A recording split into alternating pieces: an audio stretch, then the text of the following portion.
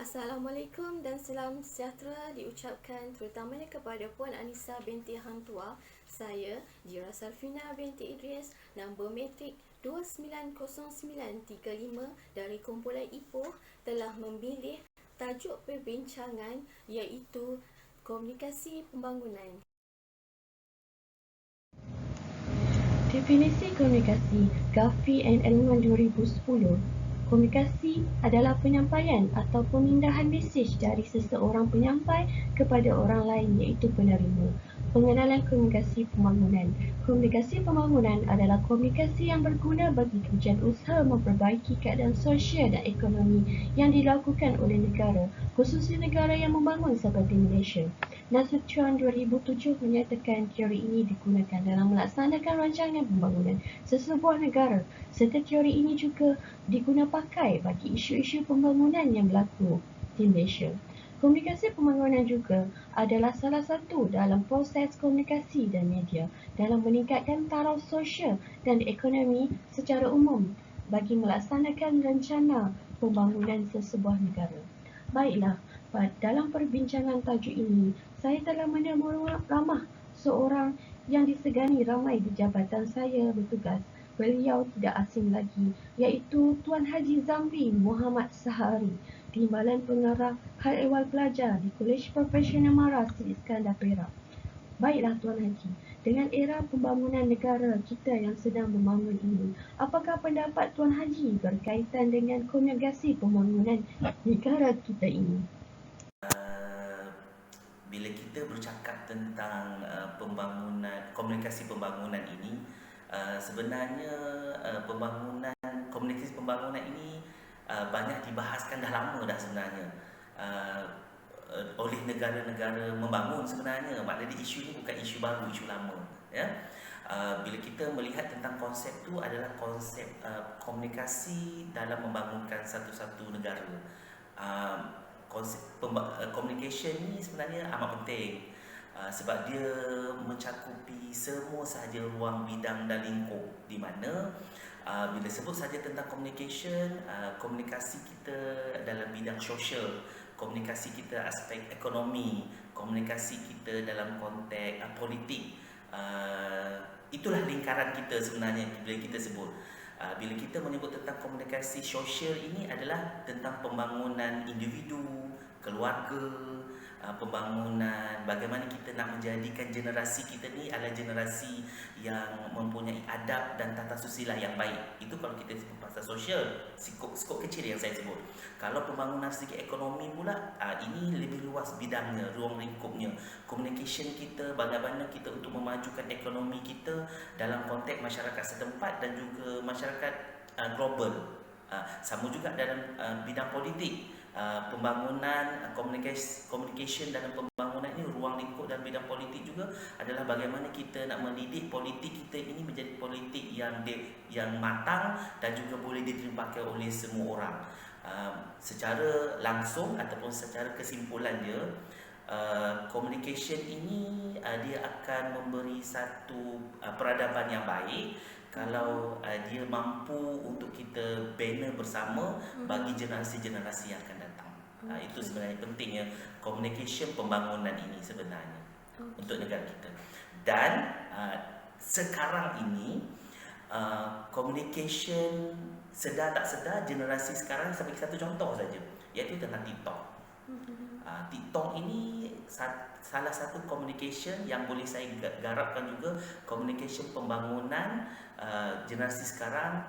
Dalam tu sedar tak sedar dia boleh mempengaruhi pemikiran, mempengaruhi ekonomi, mempengaruhi politik. Jadi communication ini baik atau buruknya itu kita ambil yang baik sajalah sebenarnya untuk pembangunan generasi dan peradaban kita. Terima kasih Lila. Itu pada pandangan saya. Terima kasih Cik Zam. Baik, sama.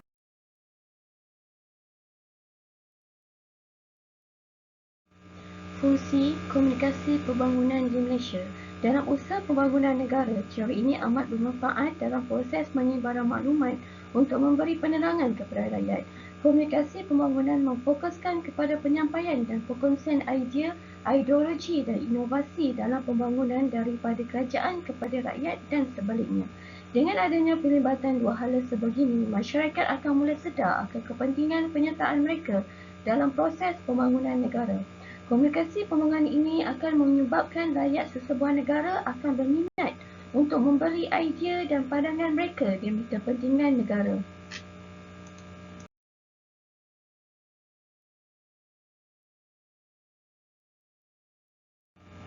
Fungsi komunikasi pembangunan di Malaysia yang kedua adalah medium pendidikan masyarakat. Dalam pada masa yang sama, dengan mengaplikasikan teori ini, maka pihak kerajaan dapat mendidik masyarakat dengan lebih baik bagi membentuk nilai sikap yang berteraskan kepada pembangunan serta kemodenan negara.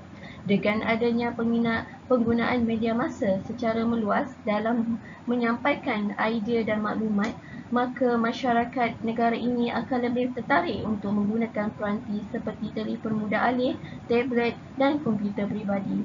Hal ini akan menjadi perangsang kepada pembangunan negara yang akan menjadi aspirasi kepada proses pembangunan negara.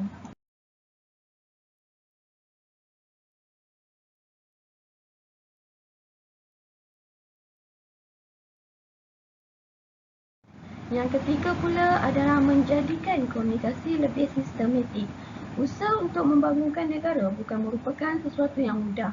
Dengan yang demikian, komunikasi pembangunan dilihat sebagai satu usaha untuk mengaplikasikan tindakan komunikasi yang lebih sistematik, terancang dan memfokuskan kepada pembangunan. Maka dengan yang demikian, kerajaan boleh menyalurkan maklumat dengan lebih meluas bagi mempengaruhi rakyat untuk menyokong sebarang perubahan pembangunan. Hal ini akan memberikan satu perubahan yang aman sambil memodenkan masyarakat, dalam erti kata mempertahankan semangat patriotisme dalam kalangan masyarakat. Fungsi yang keempat pula adalah menjadikan satu proses psikologi. Komunikasi pembangunan ini dilihat sebagai satu pendekatan psikologi yang mana tujuan kerajaan dalam memberi maklumat kepada rakyat adalah dengan jelas dalam mencapai pembangunan negara. Dengan mengubah persepsi mereka daripada pemikiran tradisional kepada pemikiran yang lebih moden, maka lebih ramai rakyat negara ini akan sedar akan tanggungjawab mereka sebagai salah seorang warga negara. Penyertaan mereka dalam bidang politik akan dilihat dengan lebih jelas. Hal ini ditambah lagi dengan peranan media massa dalam mencipta satu pengalaman baru kepada rakyat dalam menyampaikan maklumat secara atas talian. Dengan itu, maklumat akan sampai kepada rakyat dengan lebih cepat dan tepat. Masihkah ingat lagi tragedi yang berlaku ke atas pesawat kita MH370 dan serangan terhadap pesawat MH17? Melalui isu-isu ini, kerajaan dengan kadar segera memainkan peranan melalui komunikasi pembangunan negara, iaitu mengadakan sidang media dalam menyampaikan maklumat yang tepat dan sahih kepada rakyat dalam merungkai teka-teki ini, serta bagi menyelesaikan kabar angin yang tersebar di kalangan rakyat bagi menyampaikan berita yang sahih dan benar. Komunikasi pembangunan ini juga menjadi sumber utama kepada rakyat, iaitu ia dapat membantu dalam membangun semula negara bagi pasca pandemik COVID-19 yang dapat kita lihat pada hari ini. Cara bagi mengatasi masalah komunikasi pembangunan di Malaysia adalah dengan cara kerajaan menyampaikan maklumat dengan tepat, iaitu melalui media sosial, forum, risalah, contohnya seperti surat khabar, artikel dan jurnal.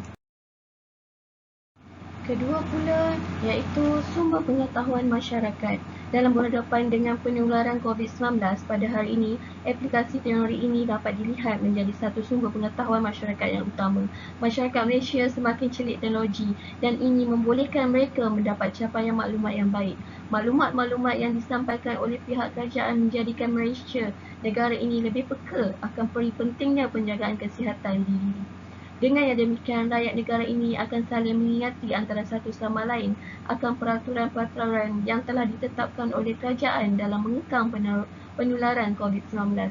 Pada hari ini, kita dapat saksikan penurunan kes dalam negara yang mana kadar jangkitan telah menurun dengan mendadak, manakala simptom yang dialami oleh pesakit juga tidak seteruk sebelum ini dengan wujudnya kesedaran untuk mendapatkan imunisasi.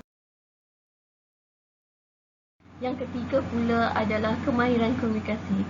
Kemahiran komunikasi atasan ke bawah, iaitu daripada pihak kerajaan kepada rakyat. Kedua, kemahiran komunikasi bawahan ke atas melibatkan rakyat kepada pihak kerajaan. Kemahiran komunikasi mendata, proses komunikasi dalam kalangan rakyat seperti pertukaran informasi, penyelesaian masalah dan konflik melalui aktiviti bersama.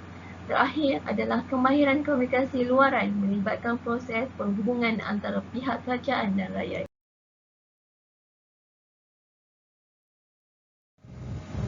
Gambar rajah ini menunjukkan bahawa komunikasi daripada atas ke bawah dan bawah ke atas, dari kerajaan kepada rakyat dan dari rakyat kepada kerajaan. Di sini saya dapat membuat kesimpulan betapa pentingnya komunikasi di dalam pembangunan, kerana dalam komunikasi kita dapat menyampaikan maklumat serta memberikan kefahaman kepada individu dari sudut pembangunan ekonomi, sosial dan politik. Selain itu juga, komunikasi ini dapat memberi kesedaran kepada individu tentang pentingnya komunikasi dua hala antara kerajaan dan rakyat bagi berkongsi maklumat yang tepat dengan terhasilnya idea-idea bernas yang membantu dalam pembangunan negara Malaysia.